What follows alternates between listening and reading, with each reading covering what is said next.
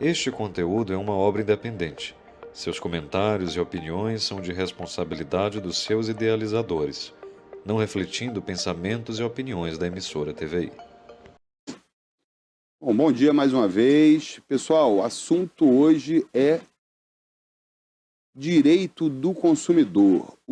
A gente vai falar um pouquinho mais sobre alguns direitos que o Código de Defesa do Consumidor traz para você, para mim, para todos nós, consumidores, até porque todos nós somos consumidores.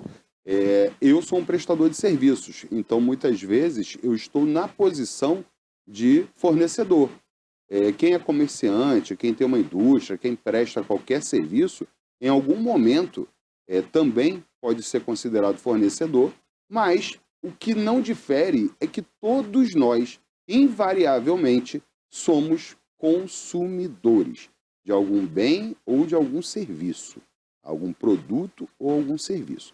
Então, é uma lei que é para todos nós, indistintamente. Vamos lá. Quem é o consumidor?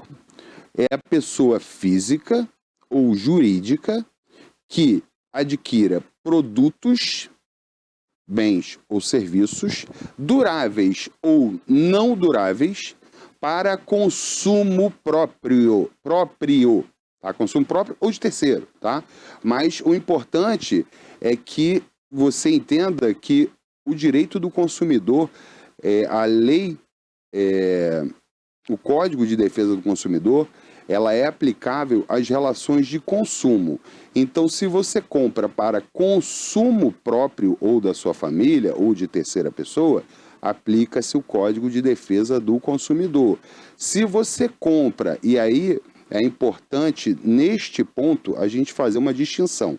Se você compra para revenda, para uma outra atividade, que para transferência do produto a terceiros, ou seja, se você não compra para consumo seu ou da sua família, você não é considerado o consumidor neste caso, tá? Então, é inaplicável a legislação consumerista. Fornecedor, quem é? É também a pessoa física ou jurídica, e aqui eu vou trazer a lei, e a lei já é antiga, tá, gente? É de 1990, tá? O fornecedor é toda pessoa física ou jurídica, pública ou privada, nacional ou estrangeira, que desenvolva atividade de produção, montagem, criação, construção, transformação, importação, exportação, distribuição ou comercialização de produtos ou prestação de serviços, tá? Então, se você pratica, desenvolve qualquer um desses verbos, transforma, distribui, comercializa, para a terceira pessoa, tá? Que você forneça, ainda que gratuitamente, tá? Você é considerado fornecedor. Tá? Você é considerado fornecedor. Então, o Código de Defesa do Consumidor, como eu falei, de 1990, ele visa estabelecer equilíbrio nas relações de consumo, fazer com que as relações de consumo sejam equilibradas. O que é isso? O que seria esse equilíbrio nas relações de consumo? Antes do Código de Defesa do Consumidor, não existia uma legislação específica aplicada a isso. Então, o consumidor e o fornecedor estavam ali brigando no Código Civil, né? E qual é o efeito disso? O consumidor não era considerado a parte mais fraca dessa corrente, o elo mais fraco dessa corrente, ou seja, juridicamente a gente fala que ele não era hipossuficiente, tá? Então, hoje não, né? Há 35 anos atrás, o Código de Defesa do Consumidor colocou o consumidor numa posição de hipossuficiência, entendendo que ele é a parte mais frágil, mais fraca dessa cadeia de consumo e que ele deve ser protegido, tá? E essa proteção se dá de diversas formas. E eu vou começar falando sobre o dever de informação que os fornecedores têm, E o direito de informação. Todo produto, todo bem, todo serviço que esteja à disposição do consumidor no mercado de consumo, ele deve ter informações necessárias, suficientes e adequadas ao consumidor. Primeiro, para saber se aquele produto é exatamente o que ele precisa. Vamos falar de alimentos. A gente sabe que hoje muita gente tem alergia aos derivados do leite, né? E tem uma série de produtos que são zero lactose, né? Então, se você adquire um produto derivado do leite e não tem ali a indicação de que é derivado do leite ou que pode conter derivados de leite, de soja, e você por acaso tem uma alergia relacionada ao consumo desse produto, existe um erro ali na informação na embalagem do produto. Então é importantíssimo. Eu dei só um exemplo, mas poderia ficar aqui o dia inteiro dando exemplos sobre isso. Outro ponto importante, e aqui eu falei até sobre isso hoje mais cedo, direito de troca. Viu, Pérola? Muita gente acha que comprou uma camisa vermelha, chegou em casa, não gostou, a verde vai ficar melhor. Vai lá na loja trocar. A loja se nega a trocar, né? Assim, muita gente acha que a loja tem obrigação de trocar. Na verdade, pessoal, a loja não tem obrigação de trocar, tá? Ela tem obrigação de trocar, sim, quando o produto é defeituoso, ou seja, quando ele apresenta vício. Se o produto estiver em perfeitas condições, se ele for entregue perfeito a você, é uma cortesia da loja. E muitas lojas fazem isso para que você se mantenha cliente, para ter sempre você por perto. Isso é uma forma de fidelização de clientes. Mas, apesar de estar no costume das relações de consumo, isso não está na lei, no Código de Defesa do Consumidor. Então, a empresa não é obrigada a fazer a troca, salvo se o produto for defeituoso. É importante a gente falar aqui também sobre o direito de arrependimento. O direito de arrependimento é uma faculdade, é um direito, é uma faculdade que o consumidor tem, que pode ser exercido no prazo de 7 dias, mesmo o produto estando perfeito, quando a compra for feita fora do estabelecimento comercial. Ou seja, pela internet, por telefone, vendas por catálogo e demais modalidades que não exijam ou que o cliente, que o consumidor não tenha ido à loja. Então, se você não foi à loja comprar, você tem 7 dias para se arrepender da sua compra. E se você teve qualquer despesa, e aqui esses 7 dias para arrependimento não tem relação com o produto estar perfeito ou defeituoso, tá? Você tem 7 dias de arrependimento. E aí você, caso tenha tido qualquer despesa, como frete, alguma coisa assim, o fornecedor é obrigado a te ressarcir.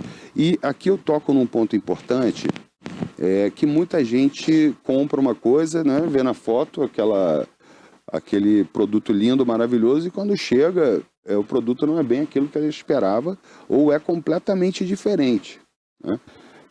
E o consumidor vai e abre uma reclamação na empresa querendo devolver. E o fornecedor, através de pessoas muito hábeis que tem no seu atendimento, ele fica enrolando o consumidor durante muito tempo. E aí, quando o consumidor decide, olha, não quero mais, não quero de verdade e não quero mesmo, em alguns casos, esses 7 dias já foram ultrapassados e a empresa responde, senhor, o prazo para arrependimento acabou. Então, é importante que você, consumidor, saiba que o prazo é de 7 dias, tá? 7 dias corridos, e você deve registrar todas as suas reclamações, protocolos, as ligações telefônicas, anotar o nome da pessoa com quem você falou, porque senão você pode entrar nessa roubada. A empresa vai dizer para você, se você não tiver tudo registrado, que o prazo para arrependimento já acabou. É muito comum, infelizmente, Pérola. Abraham, outra dúvida que eu tenho aqui é algo que é recorrente, acontece bastante. Por exemplo, a gente faz uma compra nas redes sociais, ali por internet, aplicativo. Essa compra chega, por vezes a pessoa não está no local, essa entrega é feita para terceiros, um vizinho, alguém que mora ali próximo, ou simplesmente eles deixam realmente ali na residência e a pessoa não tem a noção que a entrega, o pedido já chegou. Após esse prazo em que já é colocado lá que foi entregue, seu pedido foi entregue, tudo certinho, e a pessoa não tem nenhuma informação de vizinho que foi entregue, a quem foi entregue, não tem o nome, não tem a imagem.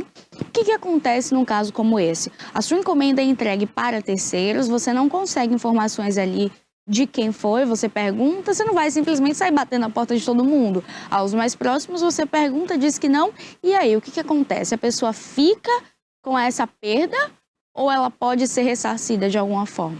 Não, a pessoa tem que ser ressarcida. O risco do empreendimento, o risco do negócio, o risco da venda não é do consumidor. Tá? O risco desse negócio jurídico é do fornecedor. Então, se você comprou um produto, não deixou uma orientação expressa de que ele pode ser entregue a terceiros, o produto deveria ser entregue exclusivamente a você. Então a empresa, de forma descuidada ou de forma negligente, entregou para uma terceira pessoa e o produto não chegou até você, você não fica no prejuízo, você pode reclamar com a empresa. É importante fazer esse registro, tá, pessoal? As empresas têm uma forma de agir que notifica você por e-mail, por WhatsApp, que o seu produto foi entregue. E caso você não tenha recebido, você questiona isso na hora, tá? Não deixa para depois, não. E caso a empresa, né, não se responsabilize pela entrega do produto, ou seja, ela entregou para terceiros e não quer, não foi encontrado e não comprova isso para você, a entrega do produto, até porque não foi entregue mesmo, né? Você pode recorrer, inclusive, ao judiciário, ser indenizada, tanto para fazer a empresa entregar o produto que ela comprou para você, ou ter o seu dinheiro de volta, e uma eventual indenização pelos danos morais sofridos também. Tá? Então isso aí não é uma questão juridicamente difícil, é relativamente fácil. E infelizmente é muito comum. Né? Compras que se perdem no meio do caminho. Vamos falar aqui agora um pouco sobre conserto também. A gente já falou nesse tema, mas há meses atrás, mas a gente vai falar novamente. Conserto do produto em garantia. Você comprou uma televisão, garantia de 1 ano, com 8 meses, ela foi lá e a televisão deu defeito. Aí você ligou para o fabricante, ele orientou que você levasse na assistência técnica X. Você tirou sua TV, levou lá, entregou, pegou lá a ordenzinha de serviço, o recibo de que eles pegaram a sua televisão e passou 31 dias, a sua televisão não estava consertada. O que você tem de direito? Bom, você tem, o fornecedor ele tem 30 dias para efetuar, para realizar o reparo ou o conserto, inclusive com substituição de peças ou não, tá? E esse conserto não deve ter qualquer custo para você. É responsabilidade da empresa. Passou 30 dias, e aí no 31º dia a empresa ligou para você: olha, consumidor, sua televisão está pronta. O que você faz? A lei diz que eles têm 30 dias para entregar o seu produto consertado. Ultrapassado esse prazo, você, consumidor, pode escolher uma dessas 3 alternativas que eu vou te dar. Devolver o produto, não quero mais essa televisão e quero o meu dinheiro de volta. Então você tem direito a tudo aquilo que você pagou, atualizado monetariamente. Você tem direito a outro produto similar ao seu, tá? Você não pode chegar lá com uma TV 8K, 3D, uma TV maravilhosa, e eles te entregarem uma TV de 75 polegadas e vou como ela já tem 8 meses aqui de uso, eu vou te dar uma TV de 42 polegadas. Não. Você tem que receber um produto de igual qualidade e igual valor à sua, tá? Igual qualidade e igual valor. Se o produto for um pouco diferente, o consumidor pode, se o produto for melhor, também pagar essa diferença, ou se o produto for de qualidade inferior, ele pode também receber essa diferença. E aí é uma decisão que você vai ter que tomar. Isso tudo está no artigo 18 do Código de Defesa do Consumidor. Além disso, existe uma terceira alternativa, que é a redução proporcional no valor, uma redução no preço. Então você comprou um notebook que deu um defeito, e ele tem a capacidade, por causa desse defeito, a capacidade de processamento de dados ficou 30% menor. Né? Então você pode também pedir um desconto proporcional no preço e ter esse dinheiro de volta. Normalmente as pessoas não optam por nenhuma dessas duas. Eles escolhem um produto novo, na verdade sim, não optam por essa última. Ela escolhe ou um produto novo ou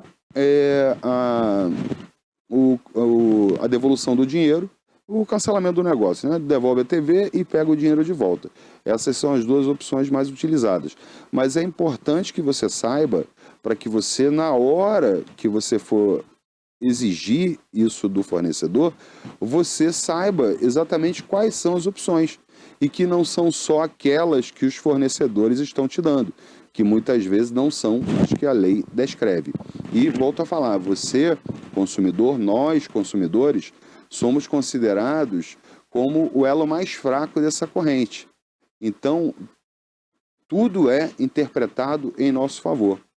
Cláusulas abusivas são nulo de pleno direito, um ganho para o consumidor maravilhoso. Temos no Código de Defesa do Consumidor a proteção contra o superendividamento, maravilhoso também. Direito de informação, no próprio Código de Defesa do Consumidor, que a gente vai chamar daqui para frente de CDC, temos também a responsabilidade do fornecedor em indenizar o consumidor pelos danos do produto, os danos morais, os danos materiais. Então, o Código de Defesa do Consumidor, ele te entrega uma série de direitos que você, consumidor, nós, consumidores, devemos saber. Temos alguma pergunta? Não, mas eu tenho uma dúvida aqui, olha, referente então aí, por exemplo, eu vou até um estabelecimento, compro algo, esse produto vai estar ali com defeito, vem com defeito. Chegou com defeito. Chegou com defeito. Eu preciso fazer a troca. Agora, essa troca, ela só é efetuada primeiro mediante a nota fiscal. Bom, só. Precisa ter a nota fiscal. Não tenho a nota fiscal, mas o produto está com defeito. O que acontece num caso como esse? Assim, existem produtos, Pérola, que são muito fáceis de rastrear, como o computador. Vai o número de série, né, aquele número que identifica exatamente aquele computador que você comprou. Pelo menos eu acho que é isso. Produtos de maior valor, normalmente as pessoas guardam a nota fiscal, e a nota fiscal pode ser, e aqui te dou uma dica interessantíssima, tá? A nota fiscal e o cupom fiscal, eles podem ser eletrônicos, tá? Tem um códigozinho QR Code, que você pode fotografar ali, e você tem aquilo e salvar aquilo no seu computador ou no seu celular. E isso aí é maravilhoso. Quando a gente fala, eu comprei um prato branco de porcelana. Existem diversos fornecedores, diversas lojas, e as lojas também precisam se precaver, né, de que você comprou ali. Se no ato da compra você não exigiu a nota fiscal, mas a empresa, o fornecedor emitiu a nota ou o cupom, vai ter o seu cadastro lá. Então, quando perguntarem para você, CPF na nota? Sim, CPF na nota. Que por ali é possível você identificar o seu cupom fiscal. Não encontrei meu cupom fiscal. Você tem minimamente que demonstrar que aquele produto foi comprado ali. Mas em caso de defeito, como você falou, o responsável não é só a loja, o comerciante. A indústria é responsável também. Então, não faz muita diferença se você tem a nota fiscal ou não, né? Ou não deveria fazer diferença. Isso muitas vezes é um óbice né? Uma dificuldade que o consumidor tem, e normalmente, isso eu diria que 50% dos casos, sanável só judicialmente, ou seja, através de processo judicial, né? O fornecedor, porque você não tem a nota fiscal, não, que a garantia começa a constar a partir da nota fiscal. Eu não entendo, que a garantia diz que é a partir do momento da compra, então eu entendo que é diferente, não é da nota fiscal, e o consumidor, independentemente de manter a nota fiscal, manter guardada ou não, até porque muita coisa pode acontecer, o cara pode ter tido a bolsa roubada, pode, não sei, ido para o lixo, né, a nota fiscal por engano, e imputar esse peso, esse ônus, essa dificuldade para o consumidor, eu acho abusivo.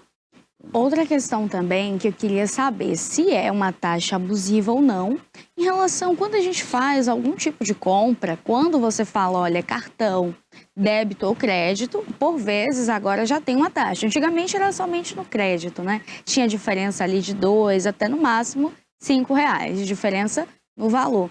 Hoje se cobra também tanto no Pix quanto no débito também uma taxazinha. Essa taxa ela é abusiva ao cliente ou ela pode sim ser colocada ali como uma forma que as empresas veem, já que existe uma taxa de pagamento das maquinetas? Não é abusivo, tá? Mas depende também do que ela te cobrar. A empresa pode diferenciar no preço final ao consumidor a forma de pagamento. Então, pagamento à vista em dinheiro, eu dou desconto de 10%. Tá? No cartão em 10 vezes, é o preço que está ali na vitrine. No Pix, eu dou 7%. Ela pode fazer isso, tá? Mas, aonde está a abusividade? À vista, te dou 30% de desconto. Eu considero abusivo. Né? A abusividade é tudo aquilo que sai daquela média que acontece no mercado, aquilo que é aceitável. Em dinheiro eu dou 30%, no cartão, imagina, você vai comprar um chocolate, em dinheiro é R$7, no cartão é R$10. Isso é abusivo. Então, tudo que sai daquela média do que é razoável é considerado abusivo, sim, tá? Quando a gente fala do chocolate, R$10 é muito pouco dinheiro, né? R$3, né? Mas R$3 em valor absoluto. Se você for colocar um percentual, é 30%, é muita coisa. 30% ali, né? Dinheiro ou cartão de crédito uma vez. Quando você coloca isso, por exemplo, para um bem de valor agregado maior, e aí vamos falar de um carro, né? R$100 mil. O carro, R$100 mil no cartão de crédito, tá? Normalmente não vendem, tá, pessoal? O carro no cartão de crédito. E à vista em dinheiro, 70 mil. Você percebe melhor essa diferença de valor. E aí eu considero uma diferença dessa como abusiva, sim. Tá? Outra questão também são essas compras online que, por vezes, acabam passando do prazo de entrega. Excelente pergunta. O que acontece? Se eu faço uma compra, era para o dia 5 de junho, ela chega no dia 20. Eu, como cliente, estou sendo lesado. Eu posso entrar com alguma ação? O que acontece num caso como esse? Vamos lá. Ultrapassado o prazo contratual de compra, prometeu entregar no dia 5. Entregou no dia 20, houve um descumprimento contratual por parte do fornecedor. Aquele contrato de compra e venda, onde você comprou uma mochila, né, que tinha a data de entrega prevista para dia 5 e só chegou no dia 20. Se você não tiver tido nenhum dano por você não ter recebido o produto no tempo combinado, no tempo contratual, naquele prazo, você pode, se você não tiver tido qualquer prejuízo, você pode entrar com uma ação por indenização pelos danos morais sofridos. Você pode também cancelar sua compra, olha, não quero mais, você não cumpriu o seu papel comigo. Tá? Então pode levar sua mochila de volta e ainda assim entrar com um processo pedindo a indenização pelos danos morais, ou você pode também, caso tenha tido algum prejuízo financeiro, eu precisava de uma ferramenta para o meu trabalho e porque o produto não chegou, o seu produto que eu comprei com você não chegou para mim, eu deixei de realizar alguns trabalhos e com isso eu tive um dano material. Tá? Então você pode também, de forma comprovada, isso não é só uma alegação, o dano material a gente precisa comprovar, tá? Comprovar mesmo, e pedir indenização pelo dano material sofrido e pelo dano moral também. Tá? Então o consumidor, numa situação como essa, Pérola, não fica desprotegido. Tá? O Código de Defesa do Consumidor o protege em relação a isso também.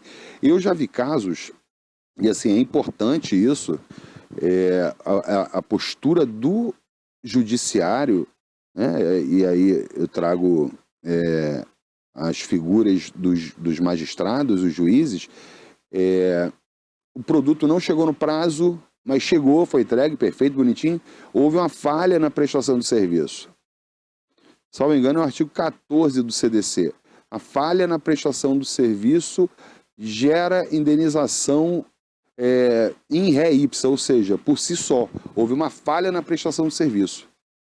E o consumidor pode sim ser indenizado pelo dano moral sofrido, pela falha na prestação do serviço e numa quantidade, num montante que o juiz judiciário, na pessoa dos juízes, dos magistrados, vão entender ser adequada a cada caso.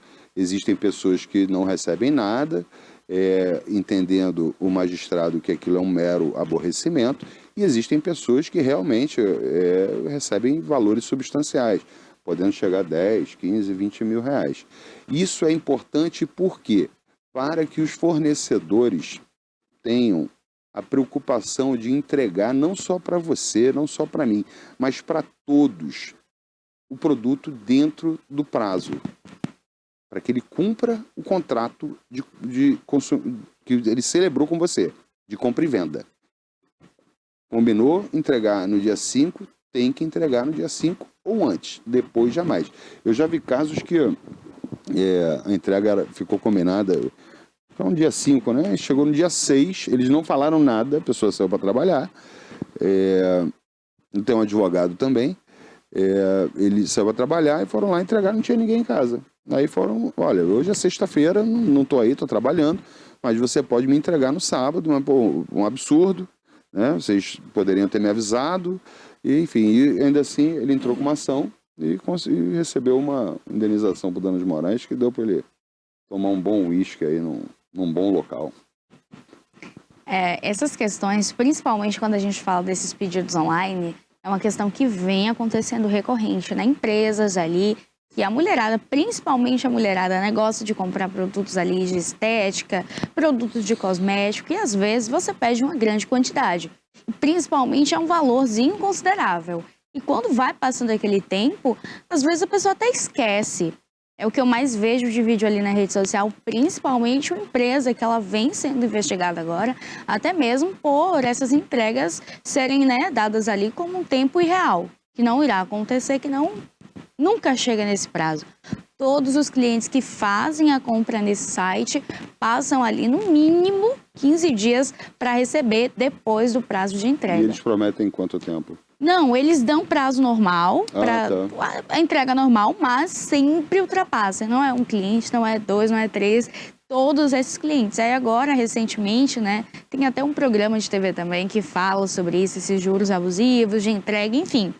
Fez agora uma investigação e está em cima disso também para identificar. Uma empresa como essa, por exemplo, sendo constatado ali que todos esses clientes, eles passam por esse prazo e depois desse prazo a entrega chega e ele sim está sendo lesado, o que acontece? A empresa é forçada, ela passa por um processo judicial, o cliente precisa ser ressarcido ou não? O que acontece num caso como esse? Pérola, o dano moral e o dano material são individuais, né? O dano material é exatamente aquilo que você teve de prejuízo material, tá? E o dano moral deve refletir exatamente o que você sofreu. O tamanho, a indenização por dano moral deve refletir exatamente o abalo psíquico que você teve. Nesse caso, a gente está falando de um número indefinido e um número enorme, né, de consumidores. Nesse caso, cabe uma ação civil pública, tá, que pode ser proposta pela Defensoria Pública e pelo Ministério Público, tá, para que a empresa respeite aquele direito homogêneo, aquele direito que atinge a uma série de pessoas. Porque é muito nítido, a gente consegue enxergar com muita clareza que essa empresa, ela se utiliza dessa prática de forma abusiva, né? A empresa teve um problema, né? Faltou, a empresa de cosmético, essa Pérola? Faltou um determinado produto, um determinado insumo para aquele produto especificamente. Aí até se justifica o atraso. Mas se ela reiteradamente faz isso, é muito claro que é uma prática dela. Ela já vende sabendo que não vai entregar o produto no prazo. O que causa, além de indignação, causa também uma frustração enorme aos consumidores e essa chateação. E essa chateação, sim, tá? Pode ser indenizada, pode ser indenizável através pelos danos morais sofridos. Tá? Então, eu considero essa prática uma prática abusiva e deve sim ser coibida pelas autoridades. E o PROCON é um órgão, um órgão administrativo, ele não tem, assim, apesar de a gente achar, ele não é um órgão judicial ou tem poder para isso, mas o PROCON resolve muita coisa. Tá? Então, nunca deixe de fazer a sua reclamação, Pode ser no PROCON, pode ser com seu advogado, pode ser, enfim, do jeito que você quiser, mas é importante que você sempre reclame. Tá? Para que a gente tenha um mercado de consumo, um mercado fornecedor mais adequado às realidades nossas de consumo. E se a gente não fizer valer os nossos direitos, quem vai fazer? Tá? Então, saiba os seus direitos, pega lá. Hoje em dia, gente, é muito fácil. Você vai ali na internet, bota Código de Defesa do Consumidor, dá uma lida do artigo 1º até o artigo 18, é rapidinho. Ou pelo menos até o 7º, que você vai saber os seus direitos básicos. Então, é muito importante. Tá? Nosso tempo já chegou ao fim, já puxaram a minha orelha.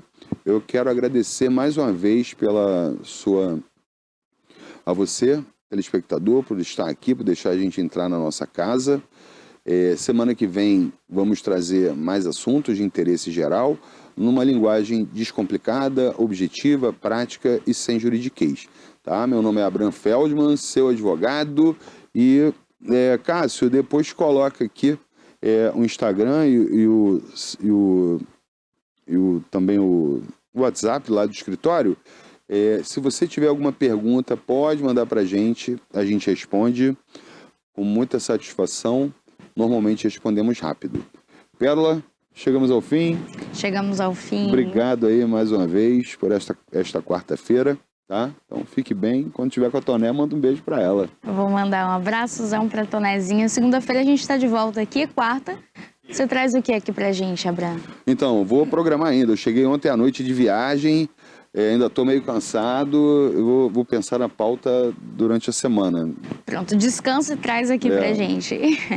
Um beijo.